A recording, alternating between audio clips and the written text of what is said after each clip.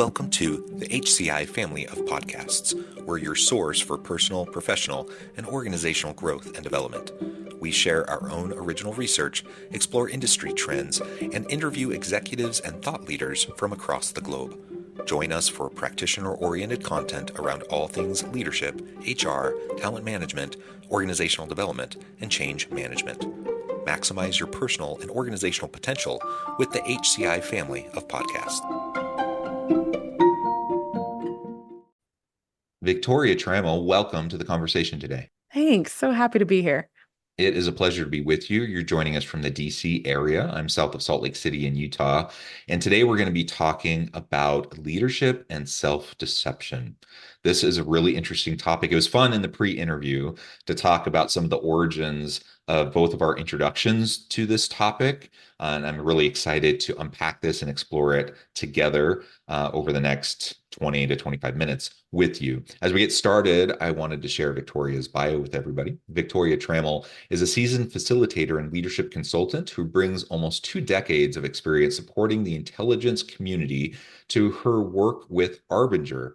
Her expertise in strategic planning, employee engagement, leadership development, and process improvement were sharpened in the fast-paced and ever-dynamic world of human intelligence operations. She began her career in joint counterterrorism operations, igniting a love of instructional design and facilitation while supporting partners around the globe.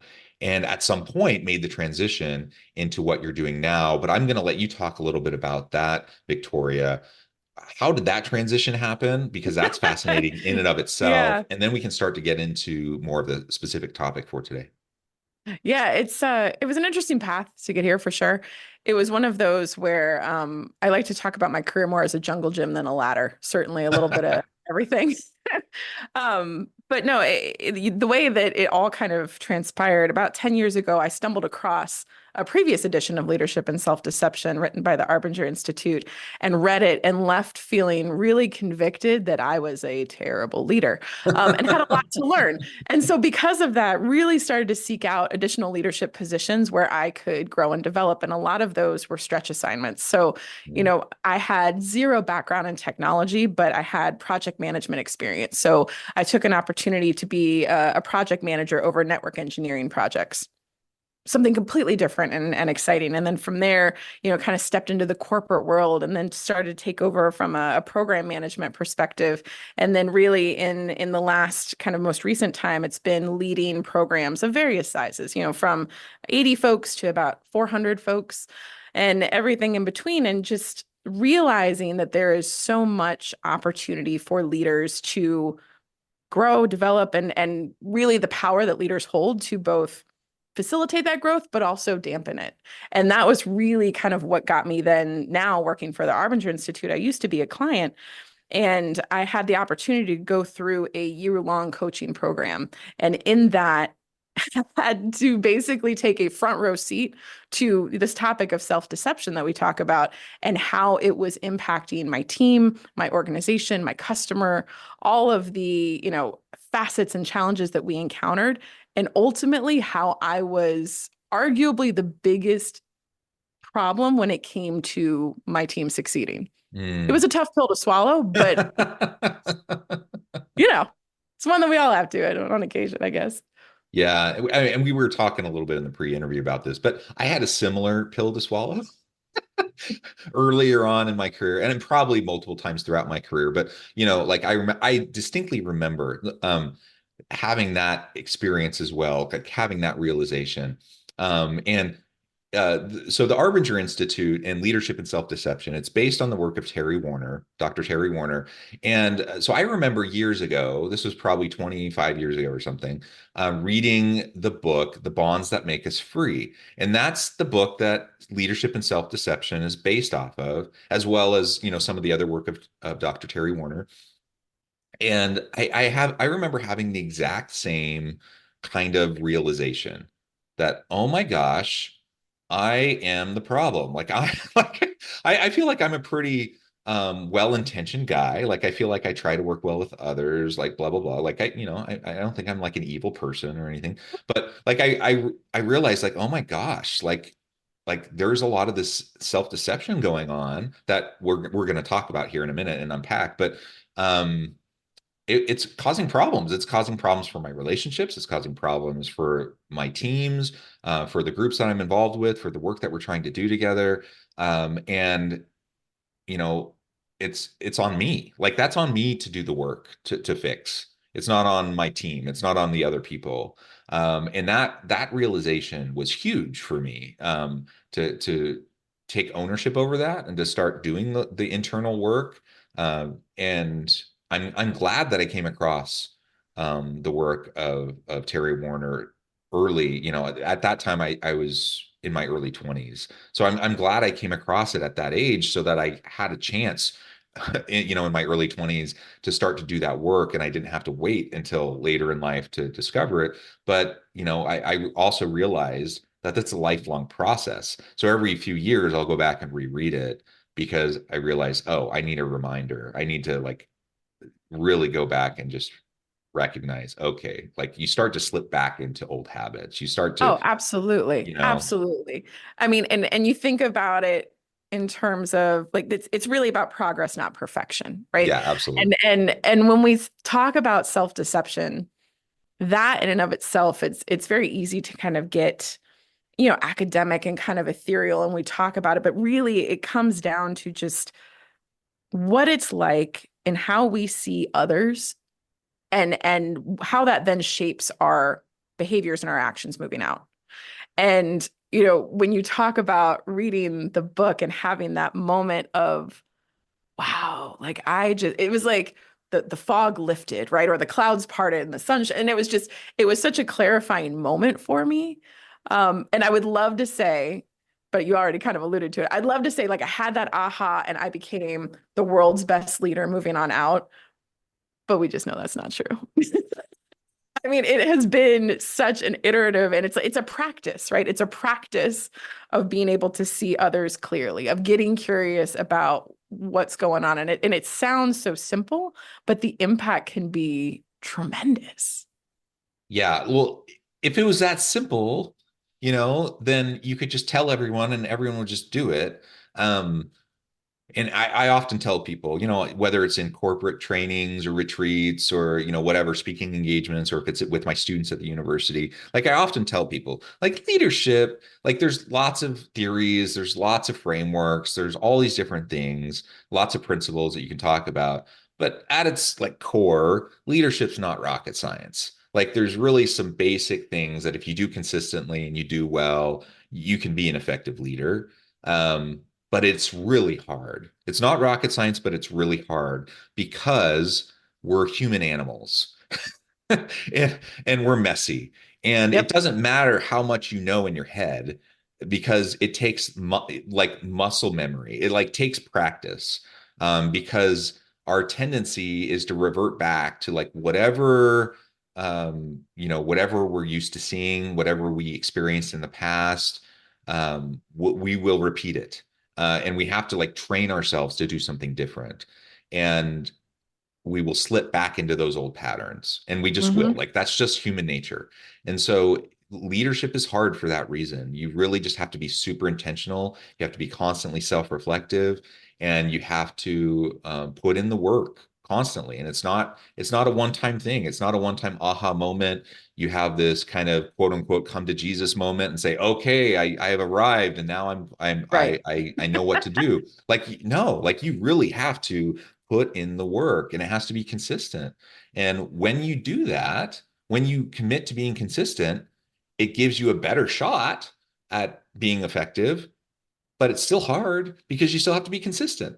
And that's where it trips most people up, right? Because you get into the nitty-gritty of the day-to-day grind of just work, right? And the Right. pressures of work and trying to deliver on deadlines and all that and all those other things start to kind of slip to the side and you start to forget that you needed like spend time on the self work and the reflection and the people priorities and all those other things. And all of a sudden you find yourself in the same patterns that you found yourself in before, right? Yeah. And I think the thing with that, the kind of the trick or the trip up maybe is where when we get into the business of being busy, so often we look at caring for our people as an additional task, right? Or as an additional ask on our time, or like that, we need to deal with the people things in addition to the business things. And I think what's so unique about what Arbinger's work is it's not an additional set of behaviors or skills that are prescribed, right? It's not do these four things and you become an effective leader. It's deeper than that. And so ultimately, what we're invited to do is work in a way so that we're helping others also achieve their job or their objectives so that we're collectively successful. Because if it's just me as a leader checking the box, doing what I think I need to get done, are we really as an organization successful? And I think that was probably the hardest lesson for me to learn. That and coupled with the best intentions can still be detrimental to the organization. Hmm. I mean, Yeah. it was one because I came in, my challenge that I wanted to work through with Arbinger is that I had a program where I had all of my people embedded working with the government side by side. And those government offices could be really supportive or really toxic. And so my goal was to create a culture so that they were insulated from all of that. And I wanted to protect them from those negative influences. And so I came in with really noble intentions of being this leader that protected her people. And I was the type that was going to make sure that nothing got to them. Man, was that I mean, that was just, I robbed my people of so many opportunities because of it. And I made it so much harder for them to do their jobs. But it took me a minute to figure out that I was what was getting in their way and not everything else. Yeah, yeah. So let's unpack that a little bit more. We've referred to Yeah. self-deception several times, but Yeah. maybe if we can define that a little bit more and maybe provide some examples for Yeah. the audience, for maybe those who aren't familiar with the term, haven't read the books or gone through any of the trainings. What do you mean by self-deception? And maybe what are some of the common types of self-deception examples that you see in the workplace? Yeah. So, I mean, I think at its core, self-deception is not seeing the full picture and more specifically, not realizing that I am part of the problems that exist, that I may be contributing wittingly or unwittingly to what's going on. And so, as a leader, the reason that that's just so downright catastrophic is it's like I'm making a decision with only half the data because I'm only accepting the view of this problem or this environment or this situation or this organization that protects what I believe to be true. Doesn't matter whether it's actually true or not. I believe to be true. I mean, for example, I believed that my people needed to be protected from the government. Hmm. And therefore, all of the data that I was looking at was, well, I need to make sure that my team is insulated and my team is cordoned off and my team is protected. That wasn't necessarily the reality of the situation, but it's what I believed. And so therefore, every decision that I made as a leader, every, change in policy, procedure, every employee engagement event we had was with that narrative running in mind. And so you can imagine how that then starts to shape the way that my people are seeing the very customers that we're supposed to be serving. Yeah, it shapes everything. And I'm thinking of one organization where, on the one hand, I see some C-suite executives that, employee morale is low at this organization. Um, Frustration is high, and organizational institutional distrust is really high, both Mm, directions, right? So from the leadership down, it's low trust. From below on up, it's low trust. Um, and as I look at it from the outside looking in, I what I see is kind of lower down the hierarchy, this assumption that upper administration just has this assumption that all the lower level employees are lazy, peons, people who are going to take advantage, do the bare minimum, try to get away with whatever they can get away with, blah, blah, blah, blah, blah, right? Kind of the classic theory X, theory Y kind of approach to leadership and management. Um, let's use up and spit out our workers, kind of that's the assumption of the employees of how Yeah. leadership views them, right? Hmm. From the leadership standpoint, though, what I see is an executive team that's terrified of the legal environment. They're terrified of compliance, and they're terrified of getting sued, and they're terrified of um, how to make sure they're protecting the organization from from all of that. And so everything that they're all of their decision making, I don't think it actually has anything to do with the employees. They don't, it's not that they don't trust their employees. It's not that they, think that they're lazy. It's none of that stuff. It's none of those assumptions that the employees have about the leadership team. It's all about this compliance mindset and this litigious mindset, and everything is shaped through that mindset of this executive team. And regardless though of the assumptions and the mindsets, it's dysfunctional and it's not working, and there's all sorts of problems within this organization. So as I look at that as someone external kind of coming into it, I'm thinking, how can I help both sides better understand that maybe they're not seeing the whole picture here, Right. so that they have an opportunity to maybe work together a little bit to heal, to work together and collaborate more? How can I help the executive team recognize that, yes, you need a healthy fear of, the legal environment, Sure.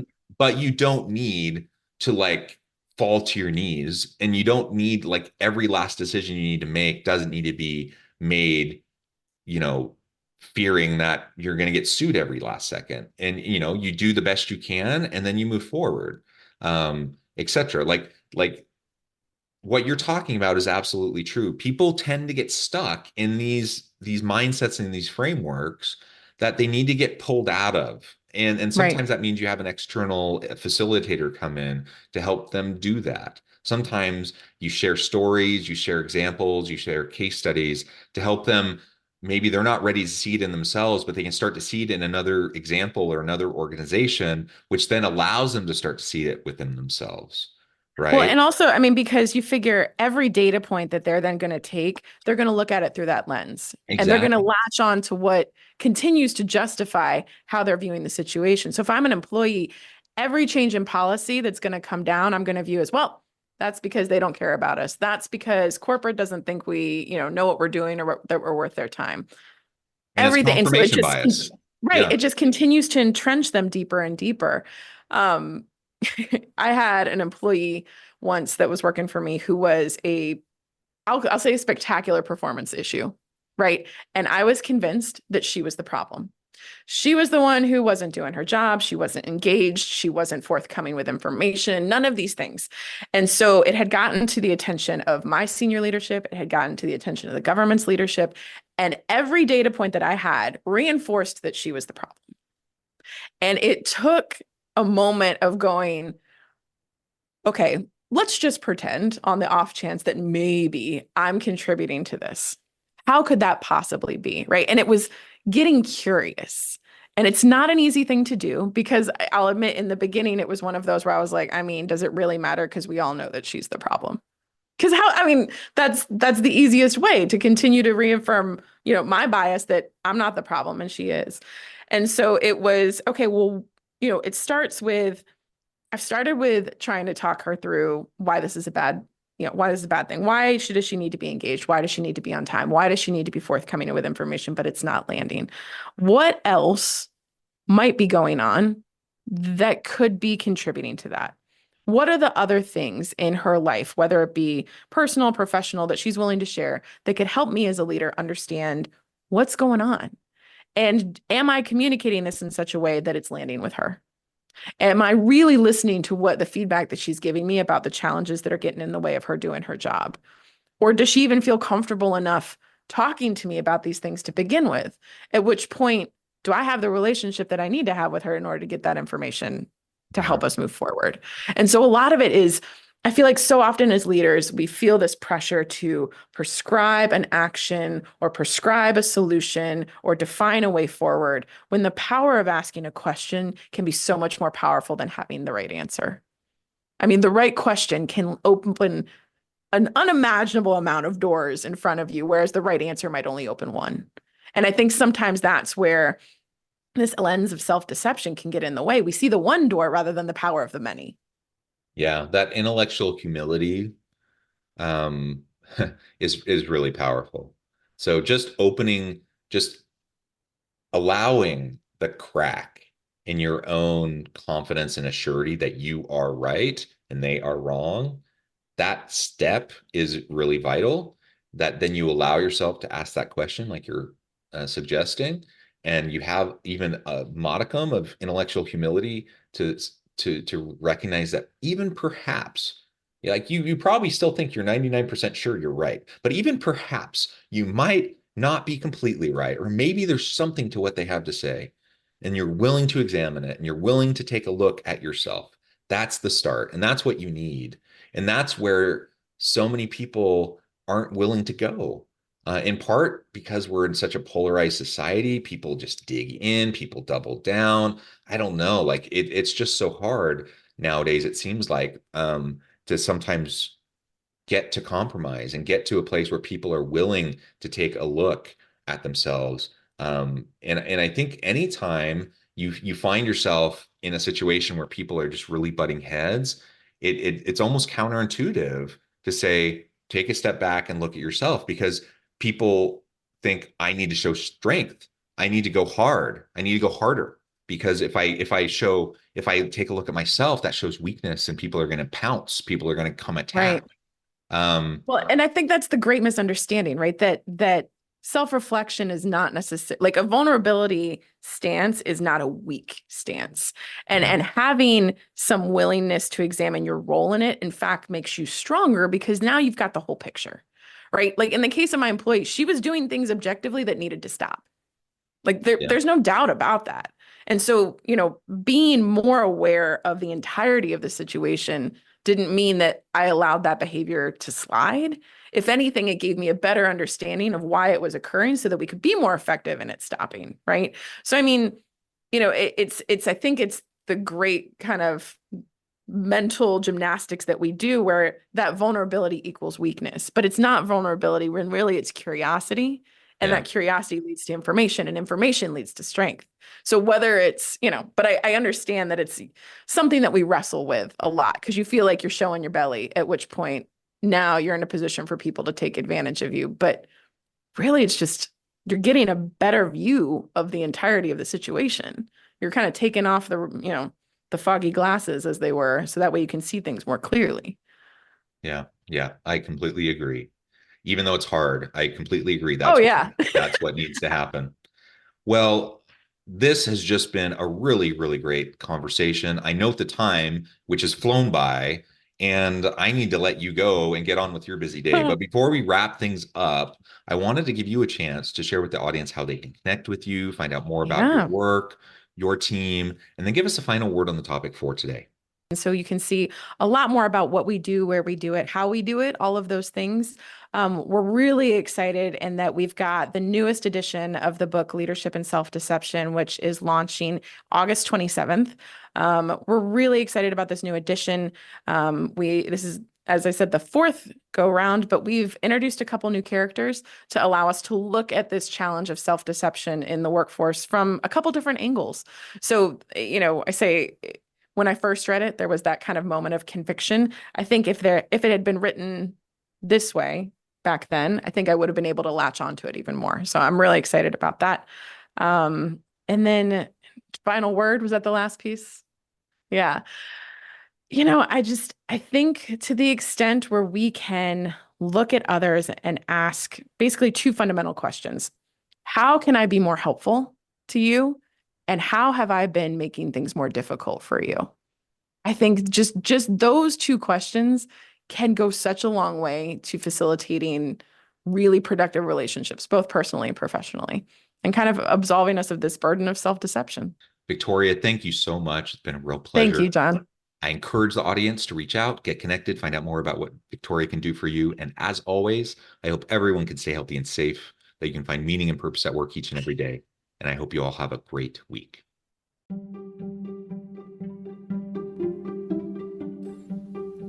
Thanks for joining us for this episode of the podcast. We hope you stay healthy and safe, and please join us again soon.